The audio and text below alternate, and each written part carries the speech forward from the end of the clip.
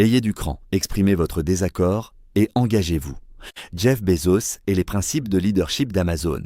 Dans la production de masse traditionnelle, concevoir une nouvelle voiture prenait de 5 à 7 ans. On nommait un ingénieur principal à qui l'on attribuait un budget et une équipe. Le pouvoir de l'ingénieur était limité et sa réussite dépendait de la coordination des efforts et des intérêts des différents services, ainsi que de sa capacité à convaincre ces services de rester dans les délais et le budget convenu. Les conceptions s'appuyaient sur des études, des tendances de vente et des enquêtes auprès des clients, et tout changement du marché pendant cette longue période impliquait des reconceptions et du gaspillage. Le nombre de personnes et le budget augmentaient vers la fin du processus pour résoudre les problèmes et finaliser les conceptions. Le choucha. Dans la production Lean, le processus était piloté par un ingénieur doté d'un pouvoir direct, un chef leader appelé choucha. L'ingénieur recevait des collaborateurs prêtés par les services avec lesquels il devait travailler, de sorte qu'il avait un pouvoir direct dans ses services. Les collaborateurs restaient néanmoins rattachés à leur service et y retournaient ensuite. Leur promotion dépendait de la qualité de leur travail avec le choucha. Les nouveaux produits étaient ensuite connus sous le nom de leur choucha.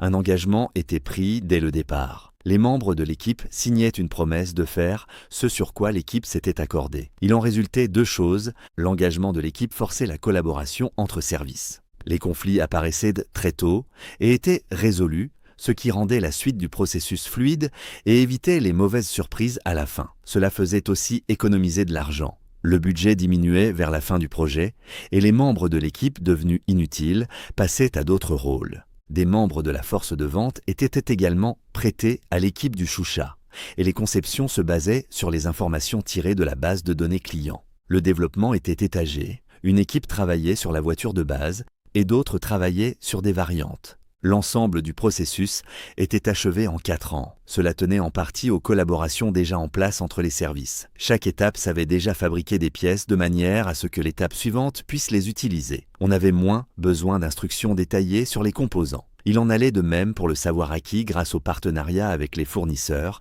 Un système Lean ne nécessitait que 30% d'ingénierie détaillée des pièces, contre 81% dans la production de masse traditionnelle, voire le système qui va changer le monde.